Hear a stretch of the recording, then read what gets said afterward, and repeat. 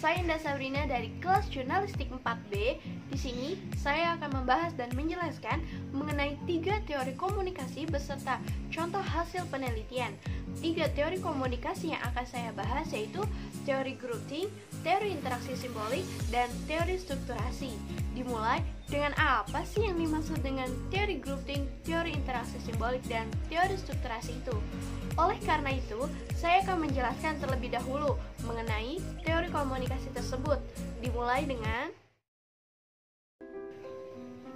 teori pertama yang akan saya jelaskan yaitu mengenai teori grouping. Grouping sendiri merupakan proses pengambilan keputusan yang terjadi pada kelompok yang sangat kohesif, di mana anggota-anggota kelompok berusaha mempertahankan konsensus kelompok sehingga kemampuan kritisnya tidak efektif lagi. Salah satu asumsi dari grouping yaitu terdapat kondisi di dalam kelompok yang mempromosikan kohesivitas tinggi, yang mana anggota kelompok seringkali memiliki perasaan yang sama yang menyebabkan seluruh kelompok memiliki hubungan baik dan kohesivitas tinggi. Dan grouping ini terjadi bila kekompakan tinggi, ada berbagi perasaan solidaritas dan keinginan untuk menjaga hubungan di dalam kelompok dengan segala cara. Dan kelompok dengan kohesif lebih tinggi lebih efektif daripada kelompok dengan kohesif rendah untuk mencapai tujuan mereka. Di sini terdapat sebuah penelitian yang menggunakan teori grouping, yang mana penelitian ini menggunakan teori grouping yang berjudul Grouping Komunitas Tangan di Atas atau disingkat dengan TDA di Makassar. Ada 4 poin yang akan saya jelaskan dalam sebuah penelitian ini, yaitu yang pertama, yang menjadi masalah pada penelitian ini yaitu ingin mengetahui apakah terdapat gejala grouping pada komunitas TDA di Makassar. Dilihat dari bentuk kohesivitas kelompok yang terjadi pada komunitas tangan di atas dan bagaimana proses pemecahan masalah pada kelompok tersebut, serta bagaimana cara pengambilan keputusan di dalam komunitas tangan di atas TDA di Makassar. Lalu, metode yang digunakan pada penelitian ini yaitu menggunakan metode pendekatan komunikasi kelompok, yang mana dengan metode ini dibutuhkan untuk memudahkan peneliti dalam berinteraksi dengan anggota kelompok agar mampu menjalin interaksi yang baik serta memudahkan melihat fenomena sosial di dalam objek tertentu. Teori yang digunakan pada penelitian ini yaitu teori grouping. Nah, sedangkan keterkaitan teori dengan penelitian yang berjudul Grouping Komunitas TDA Makassar yaitu memiliki keterkaitan antara teori dengan penelitian. Dengan begitu, ditemukannya adanya gejala-gejala yang mengarah kepada terjadinya grouping dalam komunikasi kelompok pada komunitas TDA Makassar. Selain itu, ditemukannya bahwa dalam komunikasi kelompok yang dilakukan komunitas TDA Makassar ini terdapat 3 gejala grouping yaitu self-censorship yaitu pembatasan diri, illusion of unity, ilusi akan kebulatan suara, dan out-group stereotype, pemikiran kelompok terhadap pihak luar. Dan yang kedua, saya ingin menjelaskan teori interaksi simbolik. Teori interaksi simbolik ini merupakan teori yang memiliki asumsi bahwa manusia membentuk makna melalui proses komunikasi. Teori interaksi simbolik berfokus pada pentingnya konsep diri dari persepsi yang dimiliki individu berdasarkan interaksi dengan individu lain. Dan konsep interaksi simbolik yaitu mind, pikiran, self, diri, dan society, masyarakat. Nah, dalam teori interaksi simbolik ini ada sebuah penelitian yang berjudul Konsep Diri Siswa-Siswi Penyandang Tunarungu dan Tunawicara SLB Negeri Cicendo, Bandung.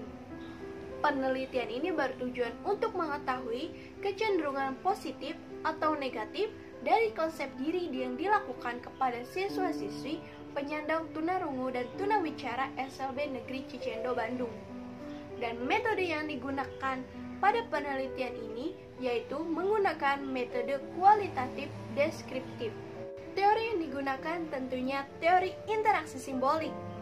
Nah, keterkaitan teori dengan penelitian yang berjudul Konsep Diri Siswa-Siswi Penyandang Tunarungu dan Tunawicara SLB Negeri Cicendo, Bandung ini memiliki keterkaitan antara teori interaksi simbolik dengan penelitian ini, yaitu bahwa siswa-siswi tidak dapat dinyatakan memiliki konsep diri negatif maupun konsep diri positif. Ini dikarenakan ketika salah satu siswa-siswi memiliki satu dari ciri-ciri konsep diri positif, belum tentu siswa-siswi tersebut memiliki semua ciri konsep diri positif, begitupun sebaliknya. Ketika salah satu ciri-ciri konsep diri positif tidak terpenuhi, belum tentu semua ciri-ciri konsep diri positif tidak terpenuhi. Dan hal ini juga berlaku bagi semua ciri-ciri konsep diri negatif. Dan yang ketiga, saya akan membahas mengenai teori strukturasi. Teori strukturasi merupakan proses yang hadir atau muncul dari konsekuensi yang tidak disengaja, dapat menciptakan norma, aturan, peran, atau struktur sosial lainnya yang akan menghambat atau mempengaruhi tindakan di masa depan. Nah, gagasan dari teori ini diterapkan dalam komunikasi organisasi. Struktur merupakan manifestasi dan produk komunikasi dalam organisasi. Konsep dari teori strukturasi ini adalah konsep tentang individu yang dikatakan sebagai aktor atau agen yang memiliki peran memproduksi atau mereproduksi struktur dari tatanan sosial yang mapan. Nah, tujuan dari teori strukturasi ini adalah untuk menjelaskan bahwa hubungan dialektika dan saling mempengaruhi antara agen dan struktur. Selanjutnya, ada sebuah penelitian yang berjudul Teori Strukturasi Anthony Giddens dalam upaya peningkatan partisipasi pemuda pada program Karang Taruna. Poin pertama ingin saya jelaskan mengenai masalah atau tujuan pada penelitian ini. Pertama, untuk memahami dan menjelaskan upaya yang dilakukan untuk meningkatkan partisipasi pemuda pada program-program Karang Taruna di Desa Segaran, Delanggu, Klaten. Desa Segaran dijadikan tempat penelitian karena memiliki keunikan yang jarang ditemukan di desa lain, khususnya di Kabupaten Klaten ini. Nah, yaitu terdapat Karang Taruna tingkat desa, Karang Taruna Garuda, yang merupakan organisasi di bawah pemerintah Desa Segaran. Karang Taruna Garuda sebagai organisasi yang mempunyai kekuasaan dapat mempengaruhi pemuda lainnya untuk aktif dalam program-program yang dilaksanakan oleh Karang Taruna Garuda ini. Metode yang digunakan pada penelitian ini yaitu menggunakan metode penelitian kualitatif yang berusaha menggali informasi sebanyak-banyaknya. Kemudian, penelitian ini menggunakan teknik purposive sampling dengan mempertimbangkan seperti informan yang dipilih merupakan aktor-aktor yang menguasai data yang dibutuhkan, menggunakan teknik pengumpulan data dengan cara wawancara, observasi, dan studi dokumentasi. Uji validitas data dilakukan melalui proses triangulasi data. Teori yang digunakan pada penelitian ini yaitu teori strukturasi yang pastinya.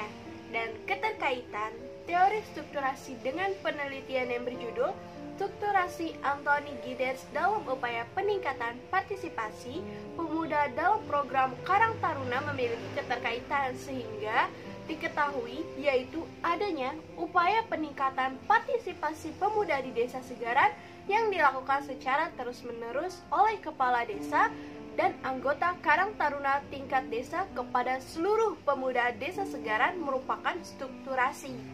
Nah, di mana kepala desa dan anggota Karang Taruna Garuda dengan kekuasaannya melakukan tindakan-tindakan yang disengaja secara terus-menerus, kemudian diproduksi dan direproduksi oleh pemuda yang memiliki tujuan untuk membentuk struktur baru, yaitu pentingnya peran pemuda dalam organisasi Karang Taruna. Upaya peningkatan partisipasi pemuda dalam Karang Taruna dilakukan secara terus-menerus dari waktu ke waktu yang berbeda, sehingga dapat disimpulkan bahwa upaya tersebut akan bertahan dan akan terus berkembang sesuai dengan perubahan yang ada di masyarakat itu sendiri. Sekian yang dapat saya sampaikan mengenai teori grouping, interaksi simbolik, dan strukturasi. Wassalamualaikum warahmatullahi wabarakatuh.